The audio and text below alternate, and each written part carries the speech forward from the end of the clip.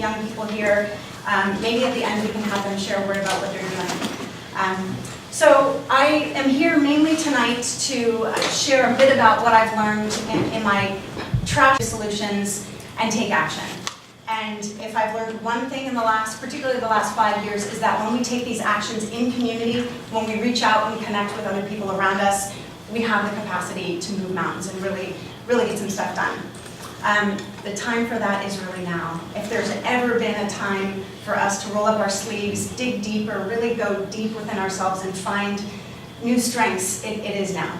The earth really needs all of us. So you guys are here in the perfect place to do this here at Monterey Middlebury Institute. That'll take me some time. You guys kept your acronym. Yes. So I want to first give a little bit of perspective on the movement in general. The plastic pollution movement has been nothing short of explosive in its trajectory. From a smattering of scientific papers in the 70s and 80s, to the media sensationalism around the Great Pacific Garbage Patch in the 90s and 2000s, to in the last 5 years alone, really the coalescing of a movement, of a global movement in a way that I have not seen in the last 16 years. So we're able to move from science, to identifying the scope of a problem, to really scaling up solutions in a big way. So that's the good news. But the challenges before us are enormous right now and growing. The production of plastic, of virgin plastic, seems to be skyrocketing. And despite some of the policy wins that we've had in this movement and a tremendous growth of public awareness, we're still seeing some big challenges ahead of us. So that's the bad news. But I want to go back a little bit to my personal story about how I got so hooked on this issue. Now, I grew up in Los Angeles, hardly a bastion of sustainability, although that's changing. And I've always had a love of the ocean. I grew up pretty close to the ocean. And I spent my childhood romping literally in the sewers near my house in the storm drains. So when I look back on that, it's interesting to see that connection. And now, now I have a little person of my own, and I get to experience the immeasurable joy of taking a young person to the beach. And I have found a way to include her in pretty much every single presentation that I've given for the last 4 years. So I'm not going to stop now. This is just a couple days ago at Asilomar and enjoying the beautiful beaches that you have up here. But I do think about how I'm going to explain this to her. So this is my beach. This is the beach that I grew up playing in as a child. If you've ever been to Santa Monica, you might recognize the Santa Monica Pier in the background. And it was on this very beach that as a high school kid, I did my first beach cleanups and got involved in activism. But it wasn't until I came here to MIS that I began to understand the scope of the problem. What you're looking at here is literally the surface. And what my work over the last 6 and 7 years has done is go deep into the oceans and look at what happens when this stuff gets swept out to sea. And as you look at this photo here, it's largely single-use disposables, and that's really the vast majority of the problem that we're seeing out there. So it was at the Middlebury Institute in 2001 that a colleague of mine, Kaya Peterson, invited me to tag along with her to go down to a conference in Santa Barbara. She was presenting a paper on pelagic birds, and I went along for the ride to keep her company and to catch a little bit of surf. And it was at this conference that, on a whim, I wandered into a session, and the title sounded really interesting. It was about the Great Pacific Garbage Patch. And a man named Captain Charles Moore was giving a presentation. I was really struck by this character. He was wearing a crocheted hat made out of plastic bags. He was wearing a captain's outfit and a string of garbage around his neck. And I was stunned by what I heard. This was in 2001. And no one was really talking about the issue then. And what I imagined at the time was literally an island of garbage the size of Texas. And I'm sure you've all heard about that, and I got to see that that's a big myth, and we're shifting the narrative now. But in that moment, I vowed to get more involved. And this is another message I want to leave with you, is that a little bit of polite stalking can work wonders. So I began, not that stalking is too strong of a word, maybe politely hounding Captain Moore until eventually I got invited on a research trip as a volunteer. I'd never been on a boat further than Catalina, and this was a 2.5-week voyage from down the California coast out to Guadalupe Island off the coast of Baja. And my job was, someone handed me a video camera, and I was supposed to document Laysan albatross. So we were a really small crew heading out. We picked up a bunch of biologists on Guadalupe Island, and I collected what's called a bolus from these albatross, what they regurgitate.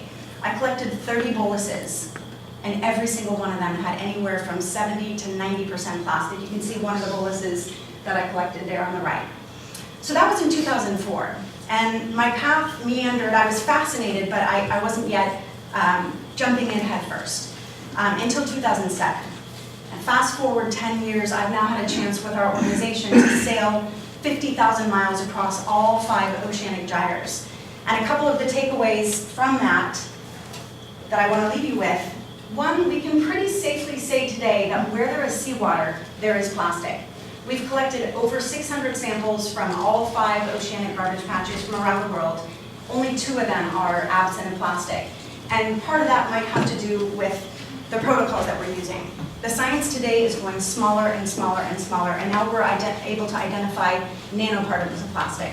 So if we were to run those 2 clean samples from off the coast of Chile through our new techniques, we may find that those indeed had at least microfibers. Second, plastic pollution is a design flaw. And this is really important, especially when we're dealing with industry narrative. It's not marine debris, it's plastic pollution. It's not a litter problem, it's not a human behavior problem, which is not to say that behavior doesn't play a role in it, but it's ultimately a design flaw. Every single straw, bottle cap, and discarded package that we see in our streets and our communities is a reminder that we've designed things that have no inherent value at the end of their life cycle. Third is that solutions must begin upstream. And having been across all 5 gyres, I can very honestly say that we cannot go out to the oceans to clean plastic up. We must begin on land in our communities with better design, better policy, and of course, citizen engagement. Now that won't stop people from coming up with the latest techno fixes, and we hear about them almost on a monthly basis, someone emailing us and telling us, I want to scoop up all the plastic and make a home for refugees, or I want to turn it back into oil, and we've heard it all. And there is one project that's getting a lot of attention. We don't think that that's the way to go, but I will say that at least it brings more public awareness to the issue. So how did we get here in such a short period of time? And plastic is a relatively new material. It's been around for around 100 years, and we've now seen that we've changed the seascape of our entire planet. So it began with really good marketing. I mean, plastic is, of course, an amazing material. It keeps your food fresh, it keeps your babies fresh. You can drop it, it won't break, it's lightweight, it's extremely durable, and it's unfortunately very, very cheap today, which is sort of a big problem for us in this movement. And it gets even better. These are real ads from DuPont, from a magazine, from Life magazine in the 50s. And there are a couple images that I would love to use from this particular issue called Disposable Living. Twice as nice, and 3 times as nice. So it's pretty amazing when we look back on our conception of plastic then. It's an amazing convenience device. It helps people save time, but no one was really thinking about the long-term ramifications of all of this disposable plastic. And I doubt DuPont was even thinking at that time that plastic would come to replace basically everything in our households. So if you look at the trajectory of growth of plastic, starting around in the 50s when this ad first came out, it's been exponential. In 2014, we produced roughly 311 million tons of plastic, and that number is expected to triple by 2050. What hasn't really changed is our recovery. And I'm not going to say recycling, because recycling is fraught with challenges. That could be the topic of an entire lecture in and of itself. But if you were to look at the rate of recovery for plastic, it's pretty much flatlined. And globally, our recovery of all plastics is in the 14%. So when you look at the difference between what we're producing and what we're recovering, where is it all going? And that's where our work begins. This is a photo I took a couple days before the first time I sailed across a gyre in 2008 with the Algalita Marine Research Foundation. And as I walked around this particular beach on the Big Island of Hawaii, I was seeing debris, garbage, pollution from China, Japan, Korea, United States, and Mexico. So this is not coming from Hawaiians, beachgoers, picnickers. This is literally washing up from the entire Pacific Rim. So there's a heavy environmental toll. There's also a human rights issue to be reckoned with here. We have flooded so many countries that don't yet have the infrastructure to deal with plastic. And you see images like this around the world. And I'm sure people in this room have traveled to places where you've seen images like this. So once this plastic floats out into the ocean, and we're just talking about the surface plastics because roughly 50% of all plastics sink. So that's a huge unknown. How much is on the ocean floor? We don't yet know, but we know that it's throughout the water column. As for what's on the surface, that's where our work begins. A lot of it gets swept up into these current systems, and I'm going to show you a little animation of what these look like. So they're spinning in different directions in both different hemispheres, and just to give you an idea of time and scale, in the North Pacific, which is our gyre, any particular plastic floating object could travel from California to Japan and back in 6 to 10 years. So it's circulating around in these massive vortexes. It's fragmenting through UV light, photodegradation, mechanical action, and waves, but never really disappearing. So the impacts of this on the marine wildlife that live out there are devastating. And I'm sure you've seen many of these images before.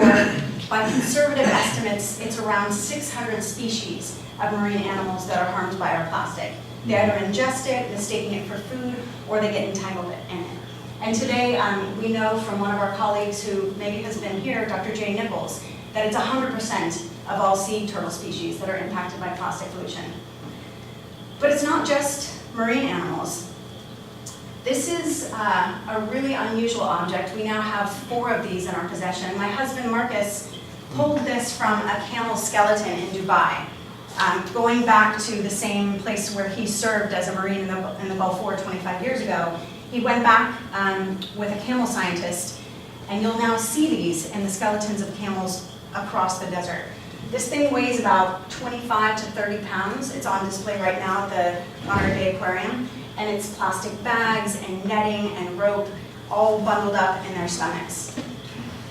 So back to my, did someone have a question or? Okay, we can take questions at the end. Back to my personal story, Dr. Langholtz did say that he shared with some of you my TEDx, so I promise I won't show any photos of my husband's eyes, but I might share a little bit about the romance because it was a pivotal piece of my story. So this was my first time actually sailing across the gyre in 2008, and it was an amazing journey. I had read about the issue, I had written about the issue, I had thought about it, and I still imagined we were going to see a floating patch of garbage, something visible. And we didn't, the entire 4,000-mile voyage. In the thickest of the gyre, you could stand on the bow of the ship and say, there's a bottle cap, and there's a floating buoy, and there's a fragment. We could count fragments, but it was never concentrated in one big patch. It's incredibly diffuse. And that's why cleanup is such a challenge, and also communication is such a challenge. It would be so tempting to be able to show people images of an island, and then we really could go and clean it up, but it's not that way at all. What we saw on this trip, though, that really hit home for me was evidence of plastic getting into the food chain. So we collected 660 of these myctophid fish, also called lanternfish. They're deeper sea fish, and they surface at night to feed on zooplankton. And roughly a third of them had plastic in their stomachs. They had ingested plastic along with the plankton that they're supposed to be eating. Scripps has subsequently done the same study, and they found 9% of their myctophids had ingested plastic. And the difference between those two is just a difference in protocol. The Scripps method was probably more rigorous, but they still found 9%, and that's a significant number. Now, these fish are at the base of the food chain. They feed some of the larger fish that you and I eat, and that brings up the question of human health, which I'll get to, especially when we look at the way plastic behaves in the ocean. So every particle of plastic in the ocean can act like a sponge for contaminants, for all kinds of nasty contaminants, pesticides and oil drops and PCBs and DDT, many different chemicals that don't mix with water. They're attracted to plastic, and they can concentrate at really, really high levels. So this was pretty stunning for me to learn about. I had more imagined this as animal impacts and an aesthetic issue. I hadn't really realized the extent to which plastic's getting into the food chain, bringing chemicals into the food chain, which can then bioaccumulate up the food chain. We are at the top of that food chain. It was also on that journey that Marcus proposed. Some of you have heard this story already, but he found a little floating piece of derelict fishing gear, made a ring, and I said, absolutely, what are we going to do to solve this issue? So he said, before we get married, I want to build a boat out of 15,000 plastic bottles. He built a couple boats before, and we thought, let's do a big one to really get new eyes and attention on this issue and do something a little crazy and out of the box. And so we built this boat out of junk. We collected derelict fishing gear from beaches in Santa Cruz, all the way up in Washington, around Los Angeles. We got a Cessna fuselage from a junkyard, tied the whole thing together, and there's the boat on launch day. And we imagined that junk, because we called it junk, would take roughly 6 weeks to cross the currents from California all the way to Hawaii. It ended up taking 3 months, so it was a really, really long journey, especially with my newly engaged fiance. But it worked. They made it to Hawaii 3 months later, and we were able to get some interesting stories out of the project. So I'm going to share a couple of short videos that Marcus made on his iPhone from the middle of the gyre, and you'll see what was really the most shocking thing for us. The first few are kind of funny. About day 4, when the whole project nearly sunk, I nearly lost my fiance, and all the labels on the canned food washed off. That would have been the least of their concerns.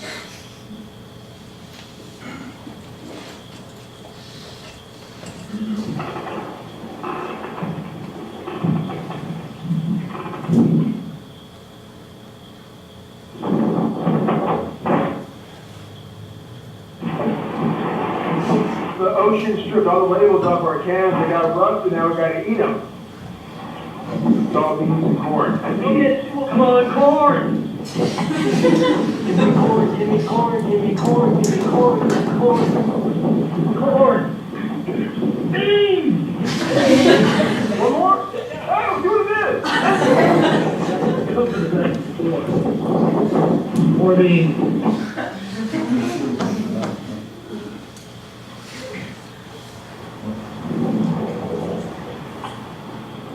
No wind. We're completely becalmed today. No wind whatsoever. We're just gonna fish and eat. Fishy, fishy, fishy, fishy. Oh, there he is. Right.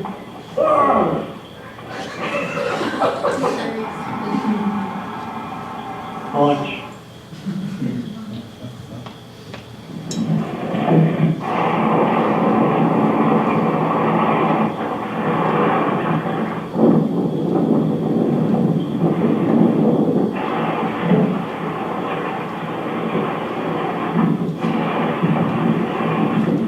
We are now skirting the edge of the North Pacific Gyre, roughly 1,000 miles east of Hawaii. We're finding lots of plastic on the surface of the ocean. It's mostly small fragments, blues, greens, white, and black, among many different kinds of zooplankton.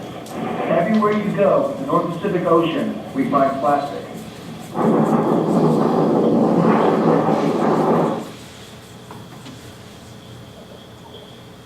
So I filleted this fish, thinking we're going to eat it, and here's what I found. It's full of plastic. This is the whole reason that we're out here, to bring this to your attention. The plastic isn't benign. The fish won't pass it. The plastic is full of persistent organic pollutants, things like PCBs, DDT, PAHs, things that are known human carcinogens and endocrine disruptors, things you don't want in your body, but they're in the fish that we eat. I want plastic in my sushi.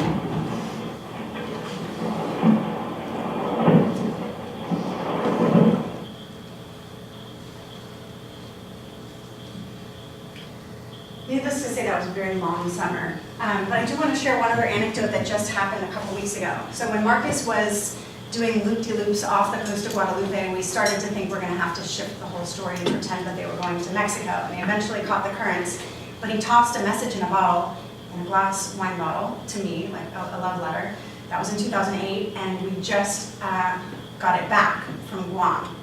So we got an email from someone in Guam. Marcus had included his contact information, and it's now 8 years later, and it had washed 6,000 miles, almost just making a complete journey on those gyre currents. So that was pretty cool that it came back to us. But this was really the photo that we use a lot to tell the story. We had seen plastic in the stomachs of myctophids, but this is a rainbow runner. You'll see this on menus. This is a fish that people actually eat. And this fish, Marcus cut it in the stomach on a whim and found 17 pieces of plastic inside its stomach. He didn't eat this one, as hungry as he was, and that's because of what we know about the way plastic can both absorb, but also then those contaminants can migrate from the plastic into the tissues of the organism and up the food chain. And as I mentioned before, the science on this is going smaller and smaller and smaller. We're now seeing plastic in the stomachs of zooplankton, nanoparticles of plastic in the circulatory system of mussels and bivalves, and we're now able, as I said before, to detect it at smaller and smaller levels. We've seen plastic particles, microplastics, in honey, in sea salt, in beer, of all things, and even on the surface of the human lung. So it does bring up the question, to what extent is this affecting you and I? Now, in 2009, after we finished up the junk raft, the two of us hopped on our bikes in Vancouver and we cycled down to Tijuana. And we gave a bunch of talks along the way, got married along the way, wearing outfits made out of plastic bags. And we kept hearing the same question the whole time about what's in the other gyres. We also took a sample of my blood in Portland and we sent it up to a special lab up in BC that does biomonitoring, so looking at the body burden of the human body, of what is our sum total of contaminants. And we found in my blood serum all 4 of the contaminants we were looking for: PCBs, DDT, PFCs, and higher levels of flame retardants. Now this was clearly not a scientific study. You can't look at one person and extrapolate, but I did have a toxicologist look at my results and rank them according to national averages. And when she first sent them back to me, they were color-coded. Green for good in terms of where I fell on the national spectrum, orange for not so good, and red for bad. I almost felt like I was getting a test back, like a report card back, and I was excited. I was like, 3 out of 4, I'm green, that's great. And then I thought that that's crazy, that this is now the new reality. This is our baseline, that we all have these contaminants in our body. So the fact that I have any in my body should be cause for concern. Any one of us in this room could do that same study and we would find similar results. And as a Californian, the worst one for me was the flame retardants. So it was that, and it was also hearing this repeated question of the other gyres, and finding, to our surprise, that there was no data on the Southern Hemisphere. No data on plastic pollution in the South Atlantic Gyre, the Indian Ocean Gyre, and the South Pacific Gyre. Very little on the eastern part of the North Atlantic Gyre. So that's what inspired us to use wedding money to incorporate a new organization called 5 Gyres in 2009. 2010, January, we were off and running. It was also our honeymoon, which we learned the hard way: you don't cross the North Atlantic in January. So we started gathering crews together, and this is the way we've done all of our voyages, is we invite the public on board to come do the research with us, roll up their sleeves, become engaged as ambassadors, and then go back to their communities to drive change. So we have had heads of companies. There's Andy Keller, who's the CEO and founder of Chico Bag. We had a journalist from Tree Hugger from Argentina. We've had citizen scientists, other scientists. We've even had someone from the plastics industry, students and teachers and filmmakers and artists, and a bagpipe player from Scotland. We've had quite a diversity of people come on board. And the goal is for people to do science, to continue doing baseline monitoring, but also to provide people with an experience that can help them become ambassadors and drive change in their communities. People, it's tough work. It's definitely not a cruise. Our boats have gotten nicer as we've gone along, but people really get involved in cooking, cleaning, and doing the hard work of research at all hours of the night. So I'm going to share a video from our first voyage to the North Atlantic. Very low production quality. This was our first video ever, iPhone style, but it'll give you an idea of what it looks like out there.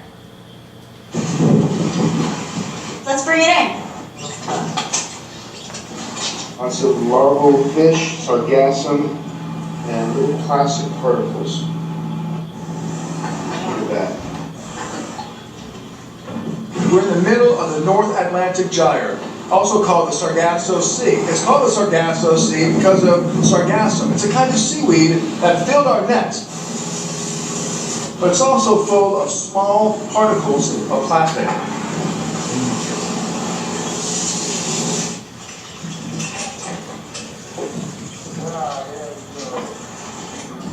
What you got, Anna? I see what It's a mouthpiece, I think, for a boxer. It's got some barnacles, some sargassum.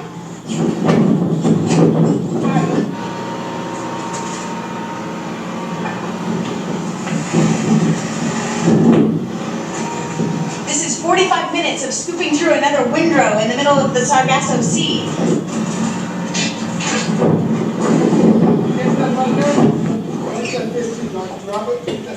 Yeah. Cool. It's gonna pop out.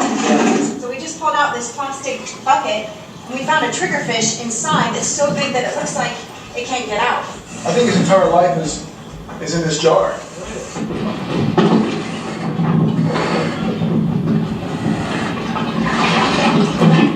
There we go. Oh my God. Here's a triggerfish. Look at these teeth.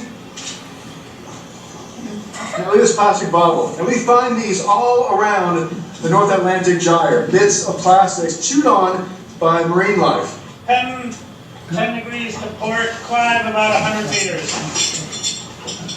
Dun-dun-dun. No, George, Very clean. So just a couple images of what a typical sample looks like. They pretty much all look like this. Broken down fragments of microplastics mixing with marine life. This is the South Atlantic Gyre. That was the South Pacific Gyre. And on and on and on. So when we took all of our samples over the last 5 years, 6 years of doing this work, and we combine it with data from 7 other scientists from around the world, we were able to come up with the first global estimate 2 years ago of micro and macroplastics. And that number is 269,000 metric tons from 5.25 trillion particles. So a couple of takeaways from this is that the vast majority of what we are seeing out there are microplastics. And we cannot go out to the gyres, as I mentioned in the beginning, and skim the entire surface of the ocean without doing more harm than we would be doing good.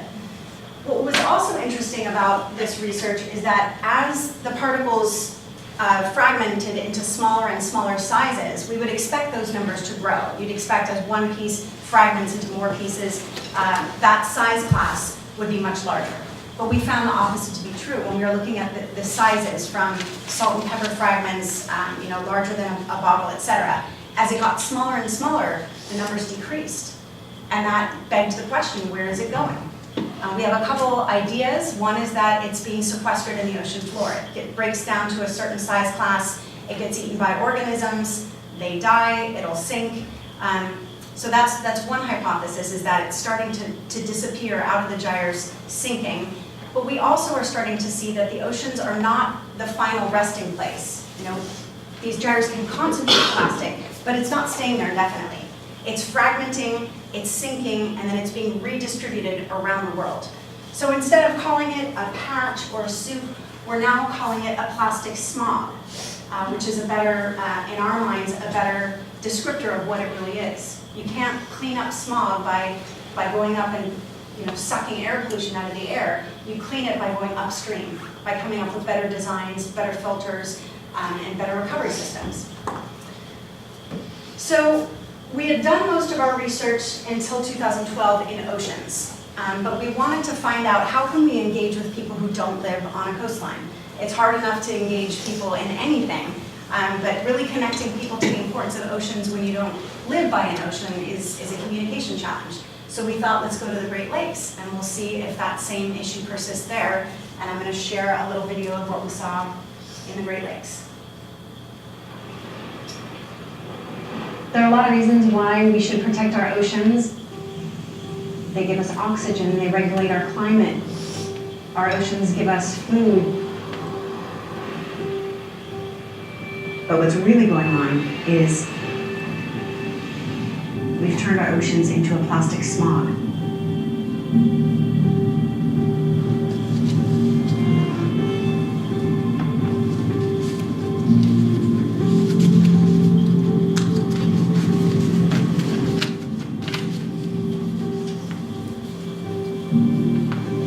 We set out with a mission to research plastic pollution in all 5 oceans and then leverage those findings back to land to drive solutions. We began in the North Atlantic with our first expedition in 2010. Did the South Atlantic, across the Indian Ocean, the South Pacific, Chile to Easter Island, then up to North Pacific, finding microplastics in 21% of the planet's surface.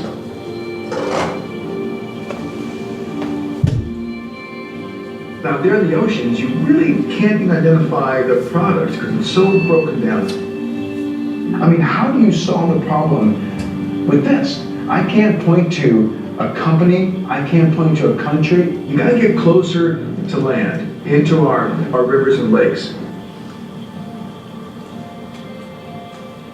So we went into the Great Lakes doing the same research, the same methods that we've used in all 5 oceans. There we can point to a country. If we found something, Canada and the United States share those waters. We begin to find these small, perfectly round little spheres. 1/3 millimeter in size. I'd never seen that anyplace else in the world. We had a hunch what they were, went to your local pharmacy, we got the facial scrubs, the one that even say microbeads on the front, put them through a sieve, and there they were. They matched.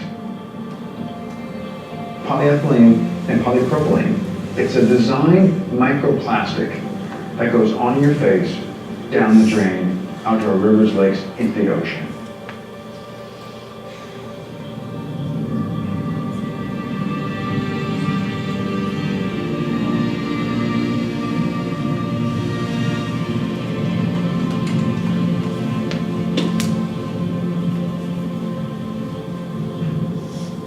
The ocean surface is not the final resting place for microplastics. It's settling to the seafloor, but it's also disappearing via the stomachs of animals that consume it. A tiny particle of plastic the size of a microbead may look like a fish egg for many different organisms. Each one of these particles of plastic is like a sponge for contaminants, things like PCBs or DDT. Many different toxic chemicals can be absorbed by plastic in the ocean. It's not just, one bird, one whale, and one fish, it's ecosystem-wide. They're eating all those plastics. They go up the food chain, back to you and I.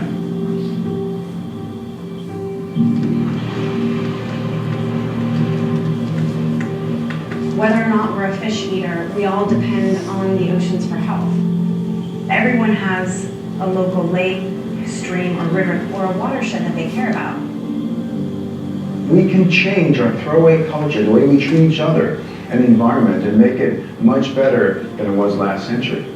You can start with these facial cleansers and toothpastes. With these microbeads, these designed microplastics, which you cannot recycle at all, that's a design that needs to be changed. And that starts with us, our purchasing power. So zero waste your plastic footprint.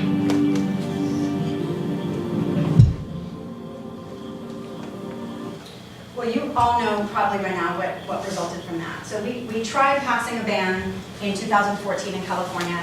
The first thing we did actually after publishing the results from the Great Lakes was take these directly to Procter & Gamble, Johnson & Johnson, and what we met with was, won't surprise you, was more research needed. You guys need to show exactly how our products got into this particular watershed, and so we said that's not going to work. So we got our community involved in a little healthy pressure.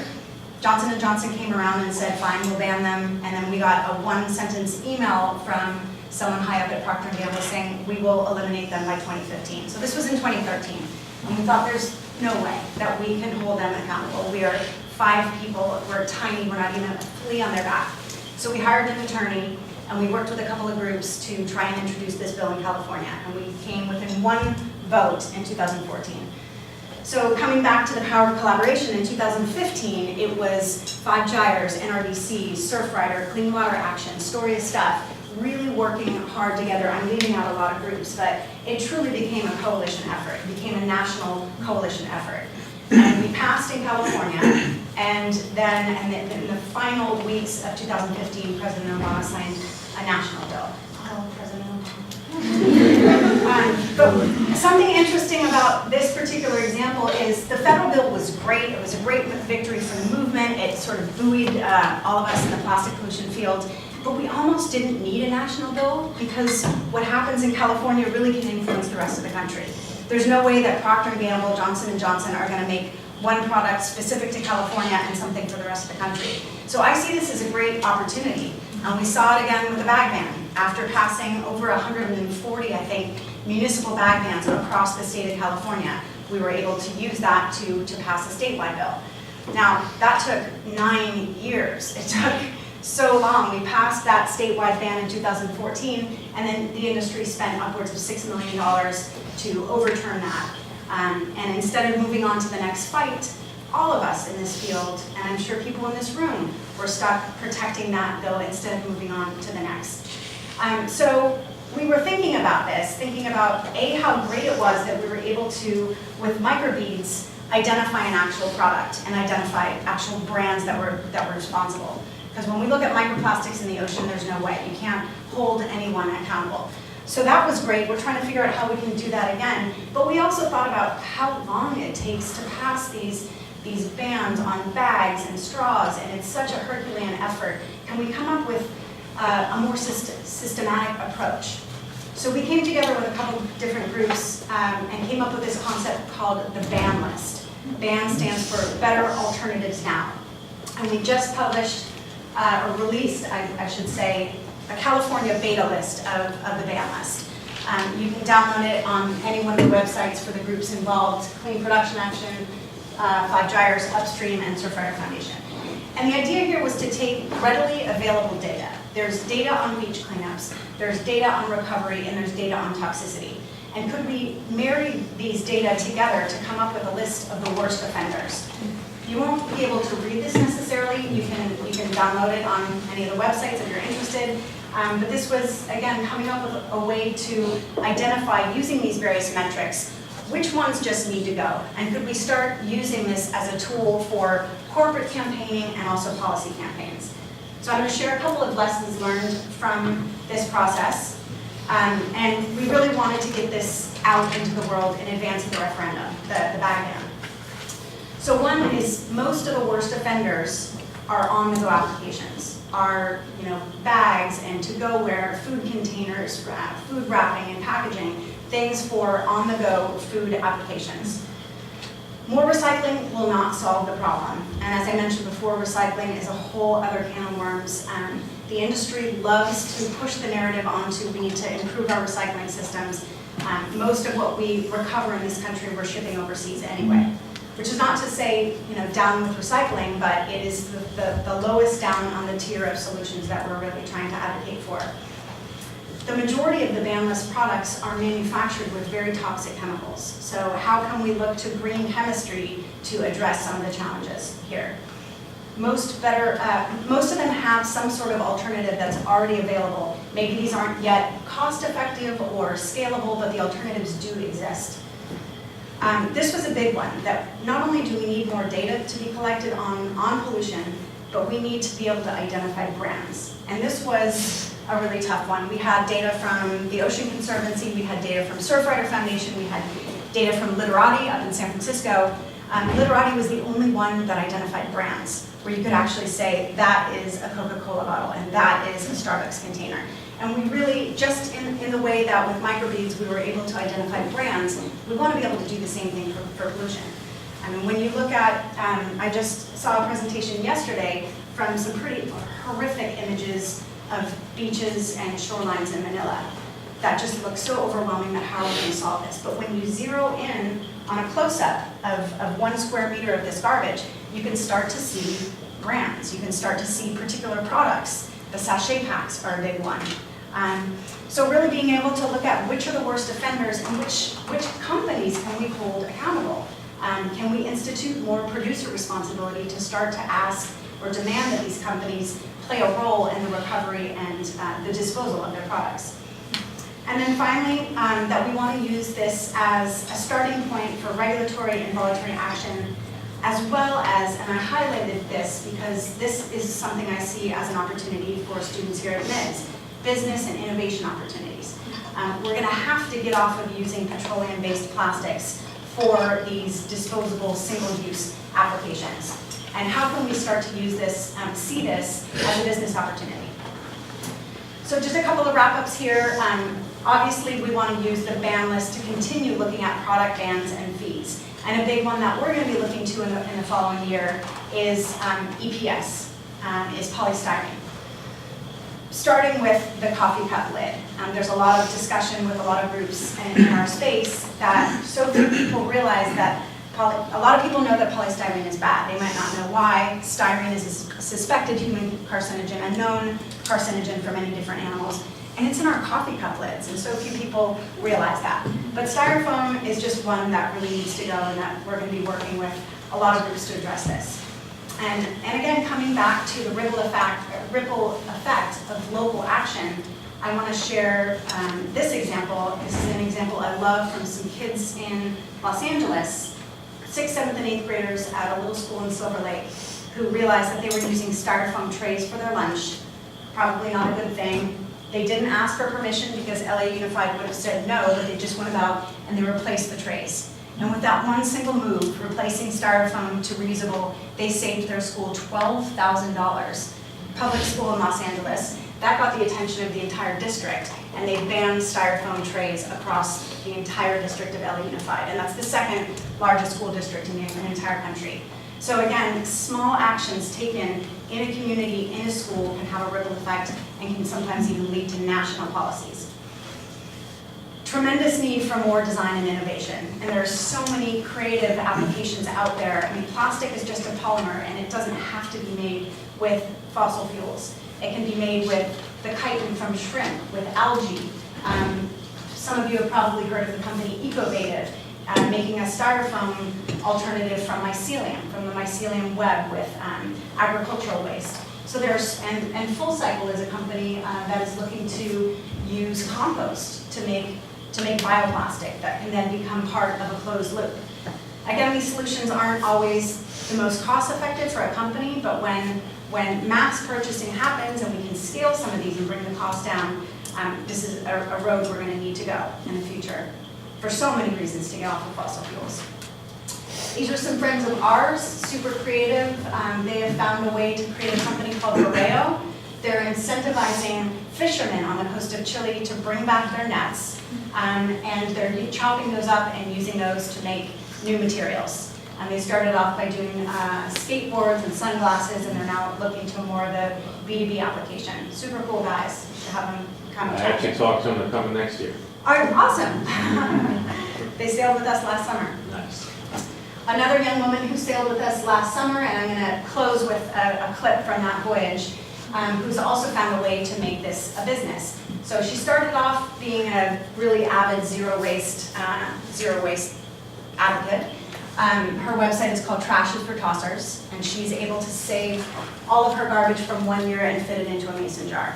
And that's through lots of DIY, like making her own everything, making her own shampoo. When I was living in Brooklyn, we met her, and I tried doing a few of her things and realized with a small child, I just don't have the time.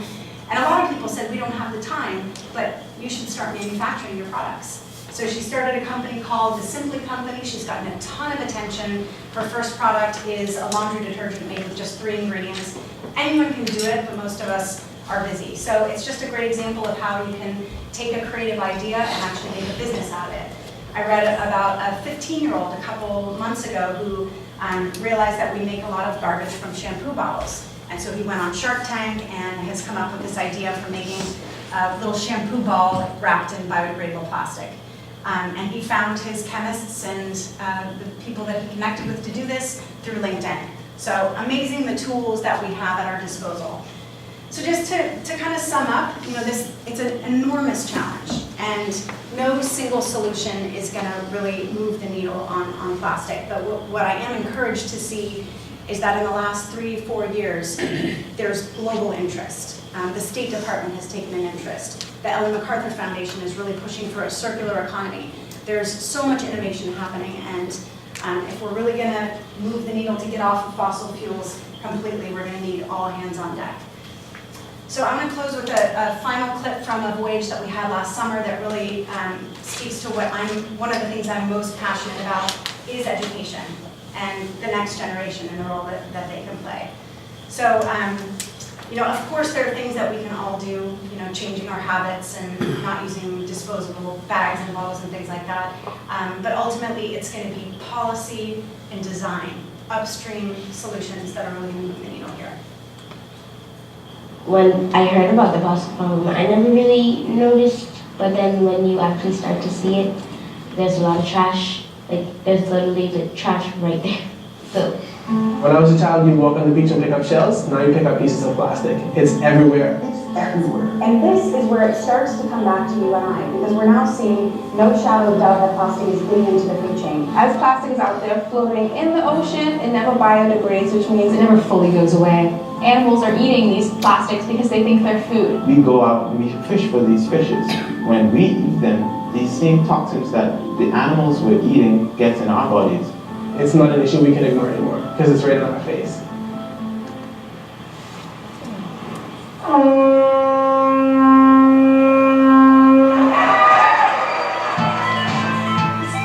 We're here at the Five Gyres Sea Change Youth Summit.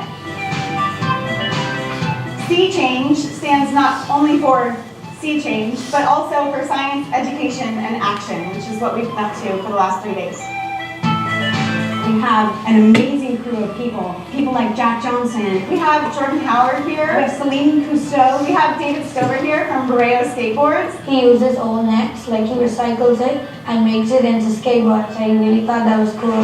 We actually made some toothpaste, some environmentally friendly toothpaste. My favorite activity was the storytelling exercise. The kids started telling their stories, and then they started building on each other's stories. That's where we see activism spread like a grass bush fire, That's what we want to happen at a summit like this. I get inspired because I meet young people like here at this youth summit that say, I know it's a problem. This is what I'm doing. This is the one change I'm making. And the ideas are pouring out of these young minds.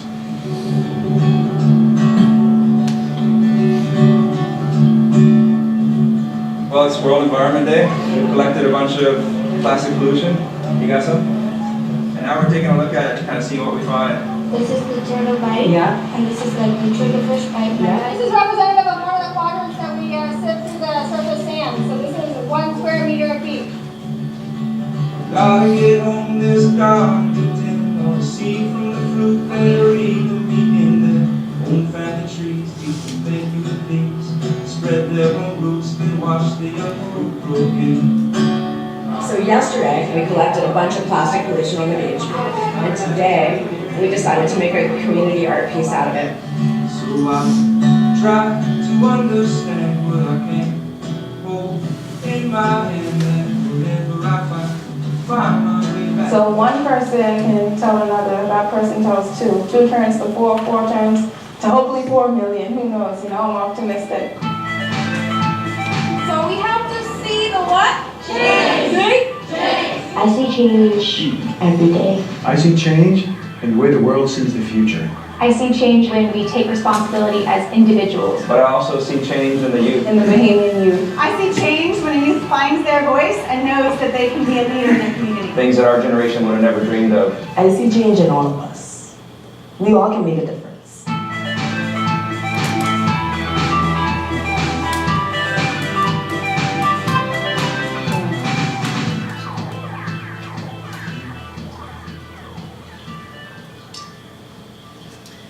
Thank you. A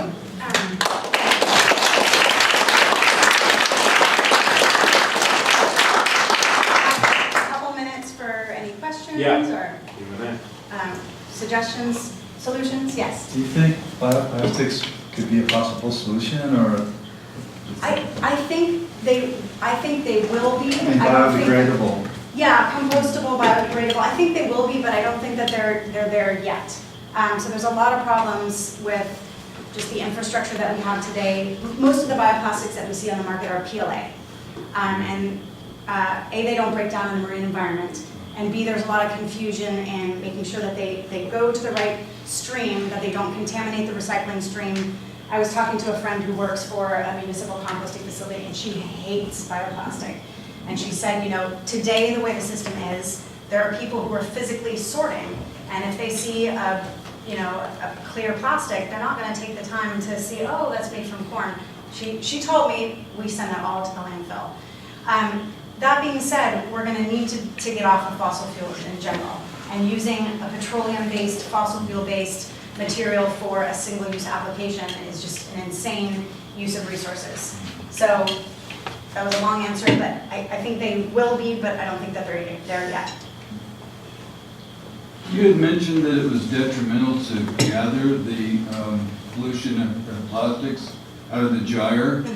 What did you mean by that? So what I meant by that is most of it is fragmented. You saw that in all the images. If you're going to skim down to that level of, a third of a millimeter size, you're going to be removing a ton of life. So to be able to skim without removing, zooplankton and other passive organisms. The ocean cleanup project that's gotten a lot of attention, that the young Dutchman who we've met and talked to, and is very, very smart young man.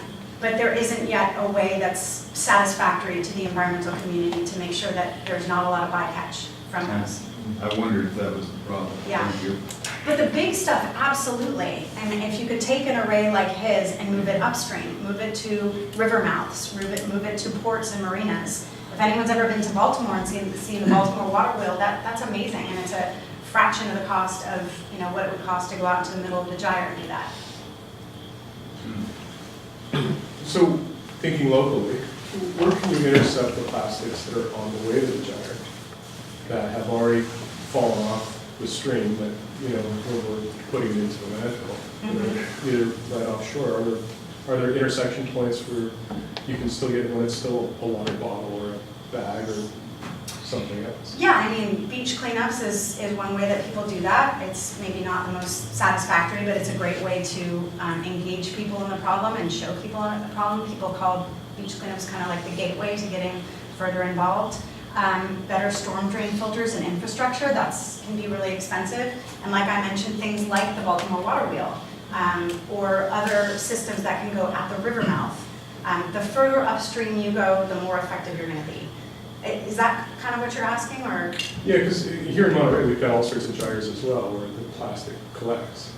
And, you go and you see it, it's shocking. It's just crap. Do you mean out actually in the water. bay? Yeah, and some of it is floating on the surface, others just staying on the bottom. Yeah. And then it's eventually gone, so it goes somewhere. Yeah. Well, if it gets swept out into California currents, it'll eventually get out into the gyre. I don't have a great answer. I don't know if anyone else does. The first thing is just citizen engagement, community cleanups, some of the infrastructure. I don't know. Any other thoughts? That's the best I got. Yeah, in the back. You referenced the the federal ban on microbeads and microplastics for recycled products. Are those same multinational corporations ending the practice of selling those abroad? Or? We don't know yet. So there's been a lot of movement in Europe to have a similar ban. Some of our partners in Amsterdam were the first to get Unilever to do a voluntary phase out. Canada's been looking at it. Australia's been looking at it. But I don't yet know. I suspect that because of the US ban, which doesn't go into effect until 2018. So there's still a lot of products out there on the shelf in the market. And so there's still a need for education on that. I don't know if they're going to just then take their inventory and try and dump it overseas. I suspect yes. So there's definitely a need for a global ban, and there are people looking at it. In terms of future research that can help not only understand the plastics that are, not just not a plastic that's out there, but where it's going and what it's doing, what would you say that for future research on this, what do you need? Yeah, toxicology would be a big one. Getting closer and closer to understanding the potential human health impacts, both from the food chain and also from consumer products. It's really hard to get accurate information on all the contaminants and the plasticizers. Clean Production Action is an organization that's doing great work on that. And the ban list that we put out was a beta. But we want to get funding to scale that study up and really go much deeper into the full life cycle of all the additives and the plasticizers and the chemicals that are put into plastic. But yeah, I would say one is going deeper into the toxicology. Two is better understanding of vertical distribution, how much is in the water column, what's actually happening in the benthic environment. There have been some studies looking at lugworms and bioaccumulation, but I would say that is also needs a lot of work. And then, you know, more understanding of bioplastics is a big one, to really understand that. There's so much misinformation. I'm still confused about biodegradable and compostable plastics. So we're talking with this collaborative, the P4 collaborative, who we produced the ban list with, on the need for a really good white paper on biodegradable, compostable plastics. So also that's a research area that if people are interested in, we could definitely use help on. I mean, I'm sure there's a lot more, but those are the ones that come leading to mind. Yes. Oh, thank you. Yes. So the microbead ban, Yes. could that be reversed by the president-elect? Oh. I would be very, you know, the industry actually got behind the microbead ban in a big way. In fact, they told us, you guys would have never passed it on a federal level if we hadn't got behind it. So what happened with the microbead ban, if we have another quick minute. Plain time. Okay, so it was really interesting. There was, once we started really working hard on a California ban, industry lobbyists from Johnson & Johnson went running around the country introducing bad bills. So they looked on paper like really good bills, and one passed in Illinois. Illinois passed a microbead ban and everyone was celebrating, but when you read the fine print, when you read it all the way down on the bill, they included one little phrase on how they defined microbeads, and that changed the whole spirit of the bill. They basically were trying to open up a loophole to allow for bioplastics, to allow these companies to use PLA in their microbeads, which would have no impact on the ocean. In fact, it would just be, you know, replacing one bad product with another bad product. But the legislators are not going to read through the whole fine print. They don't have a deep understanding. You know, they're hurried, and someone presents them with this bill. So they got that bill passed in like 7 states across the country. Then we got the good bill passed in California, and then what we suspect happened is that industry did not want this patchwork of bills across the country, and so they basically allowed us to really push for the federal bill. But that wasn't your question. I don't have an answer to your question. Oh, so what I would say is the court of public opinion was really behind this one. I mean, microbeads, it's just, there's no need for them. There are better alternatives. The public found it gross when they discovered they'd be brushing their teeth with plastic. And I don't think that that's one that would go over very well. I think he'll have bigger fish to fry, so to speak. I hope not, yeah. So what are your thoughts though of like industry plastic? So plastic that's not made for personal use, but for companies? Oh, I mean, I'm not anti-plastic, if that's what your question is. I think, you know, plastic's an incredibly useful material. I'm surrounded with it, my computer, my cell phone. It's using this material for single-use applications and packaging that we think is really the big problem. But we've sailed around the world on boats made from lots of plastic parts, and it's not the material per se that's bad, it's the application of it. And it's also coming up with better recovery systems. You know, one thing that industry really fights, but that we know works, are incentivized recovery, bottle bills. When you have value associated with the end life of the product, people will recover it. We have much higher recovery rates for like PET water bottles in states where you have a bottle bill. But industry fights that one so hard because they don't want to have to pay for it. I strayed again from your question, but yeah, I'm not anti-plastic. Anti-dumb plastic. Like, why I stopped to get a tea on the way here and the tea bag is made out of plastic. When did that happen? That makes no sense. What is the Dutch guy that's collecting all the stuff doing with all of the products that he's harvesting from the ocean? I don't think he's collected anything yet. Oh. He's had one attempt to, you know, test it out, and it didn't go so well. Oh. But he's raised a lot of money. Okay. When he does collect it, I don't know what the plan is. Yes. Well, thanks for the website that lists, you know, ban plastic ban website. Has anybody thought of just doing a broad consumer movement to boycott all single-use plastics? That would be amazing. Are you signing up to help? Yeah, I mean, I think that there's a lot more public awareness now, but we're also in this bubble here, and when I travel outside of the bubble, I realize how far we have to go. But yeah, so on the good side, there is a new movement building. There's a new website that just launched called Break Free from Plastic. Over 500 or 600 NGOs have signed on now from all over the world. And it's meant to be like a true movement of how can we really try and work on solutions, not this scatterplot approach of one group's banning bags here and another group's banning straws here, but how can we really come together and work on some serious campaigns together. So I'm encouraged. Yes? Okay, speaking of coming together, I mean, you were talking about Mr. Boyan Slav, who's that Dutch inventor, and how the zooplankton will be removed if he uses that type of filter. But I think he has a filter that will let a lot of wildlife pass through on the bottom, so I don't think, does that or doesn't that include zooplankton, or how small are they?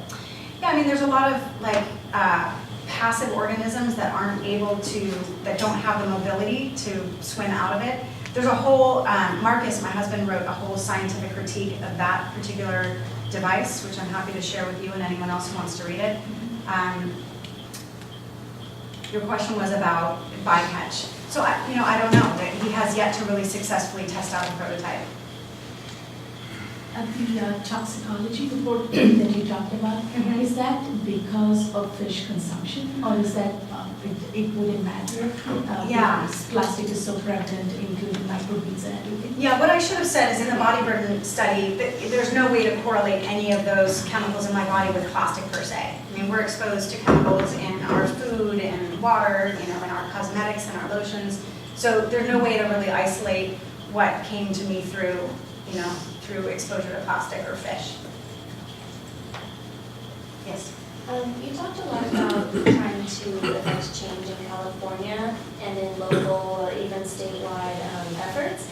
But what I was wondering is, in a lot of developing countries, I feel because they lack the infrastructure, that's where a lot of this plastic waste is coming from. Yeah. And I'm wondering if your organization, or if there are any efforts to kind of tackle this on a more international scale. Absolutely. So first, the Break Free from Plastic is a global movement. Second, we just got our first federal grant. It's a State Department grant to work with some partners. Gaia is an amazing organization that does a lot of work on zero waste. It stands for the Global Alliance of Incineration Alternatives. I could talk about incineration and waste to energy for a long time, but I won't. But in a nutshell, what they're doing is community-based participation in zero waste. They're getting 100% participation in, right now, small villages, but looking to scale that up. And for a fraction of what it would cost to put in a waste-to-energy plant, they're diverting their waste by 90%. It's amazing the success that they're having. So what we're going to do with them is we have a 2-year project where they're going to be ramping up these zero-waste strategies. All the stuff that they can't deal with after they've composted and diverted and recycled and reduced, that leftover group of products that we're calling residuals, the stuff that just has no place. Those are the ones that we need to look to policies to eliminate. So we're going to take that information on the residuals and plug that into our ban list, the matrix that we're coming up with, to try and use that for corporate campaigning. But yeah, there was a big meeting this past summer in Manila, bringing together tons of local NGOs, together to really work with it on this global strategy. Yes. Are you the only standalone organization dealing with the 5 gyres, or do you have colleagues and alliances, say, on the Pacific and the Atlantic coast, Gulf Coast? Are you the only one that's taught that specifically? No, there are a lot of groups now working on plastic. I would say when we first started in 2009 or 10, there were much fewer organizations. Surfrider Foundation's always played a big role in plastic. But we're now part of a group called P4. It's the Plastic Pollution Policy Project. And it's more of a think tank. So there's no online presence. You won't find a website. But it's bringing together 5 gyres and Plastic Pollution Coalition and Story Stuff and Gaia and all these different groups. We have a meeting next week in San Francisco. And the ban list was the first project that we took on with P4.